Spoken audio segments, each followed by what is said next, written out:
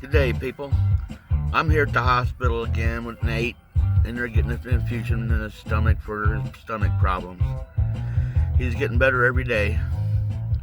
A little short story for you. This is the only day I ever skipped school in high school. Only time. Never did it before. My senior year, we had a. Oh well, we had. I had to skip one day. I had to do it. I just could not go without, 12 years of school not skipping one day. So me and three of my friends, me, Danny Haldeman, Rich Rebstock, and a girl named Susan Poole. We were all going to go and party for the day, but right behind the high school, we could either walk up through town and cross the bridge over Highway 55 where everybody could see us, or we could jump the fence behind the football field and cross the highway there. And so we decided to do that. Nobody could see us and cut across through subdivisions to get to my house, about 4 miles away maybe. Well, right off the bat, we jumped the first fence, went over across the highway, got to the second fence, and we was three of us got across, or two of us got across, and Danny stayed on the one side to help the girl over, and I was on the other side, and Rich on the other side to help her over.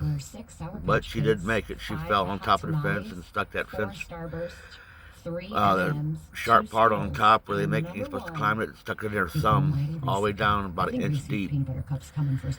So we got her off of that, got on walking, and according to candystore.com.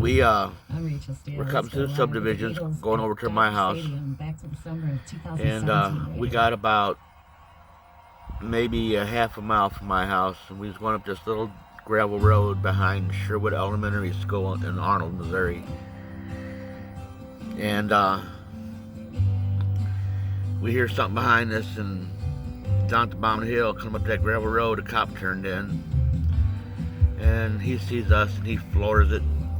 So of course, we start running. Well, that cop gets up to the top of the hill there where we were, and we're running down that little gravel road as fast as we can run. And that cop jumps out of his car and goes, "Pow, pow, pow, halt!" And then bullets are going, "Pew, pew," past my head. Danny Haldeman, little skinny kid, he jumped off the side of the gravel road to the left and ended up in a thorn bush. And this was in like October, so we was all wearing jackets. And he got hung up in that thorn bush. He wasn't even touching the ground. His feet was up toward the top, and his head was down by the ground. He wasn't even touching the ground. He was all hung up in that thing. Rich Rebstock, that cop fired that first shot. He just froze. He stood still. Well, me, I'm still running, He yells at me, "You better stop." He grabs his Rebstock by the arm and says, "You stay right here." And he comes running over to me. And as soon as he turns his back and starts walking away, Rich Rebstock runs down into the woods and disappears. Susan, she seen that cop coming first thing, and those woods went right to the back of her house. So she hit down to the woods to the trails and went right to her house. But me, I turn around and that cop's got that gun pointed right between my eyes, or he's got that gun pointed right here. So I just put my hands up, turn, look at him, and he walks up to me and he puts his pistol in the holster and reaches back in the back and grabs his nightstick. And he goes, "What's your name, punk?" And he grabs him by the back of my hair, about the same length it is now. He grabbed him by the back of my hair and had a big old handful of it, and I don't answer him. So he holds that nightstick, so there's about maybe 3 inches sticking out of the end of it. And he jabs that sucker in my kidneys from the back real hard. I hold my hand in this, "What's your name, punk?" Wow. I didn't say nothing. He did it again. I said, "What's your fucking name, punk?" And he hit me again in the kidneys with that thing. And I said, "Roger." And he started to hit me again. I said, "What's your name?" And he called back to do it.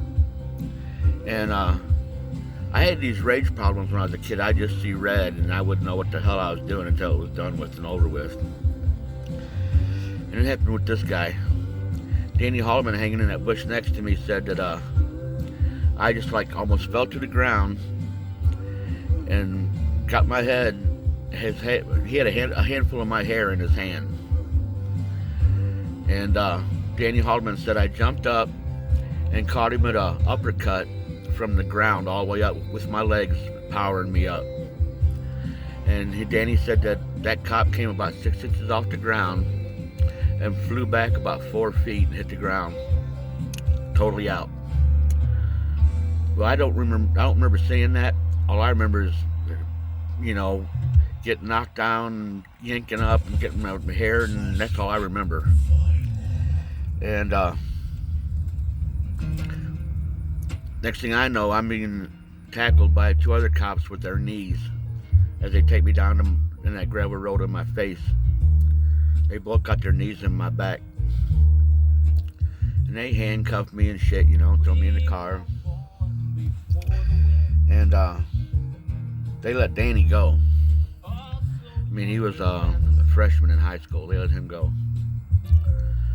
So they take me to the police station. And they're trying, who were the kids that were with you, Who were they? And I didn't tell them nothing about it. And I'm mad as hell. They threw me in the jail cell. And they left me handcuffed. And when he put them handcuffs on, boy, he click, click, click, click, as high as he could get them. So it was really hurting bad. And I'm mad as hell. I am really, really mad. So I'm in there yelling, "You son of a bitches, you broke my brother's ribs, you beat him up twice.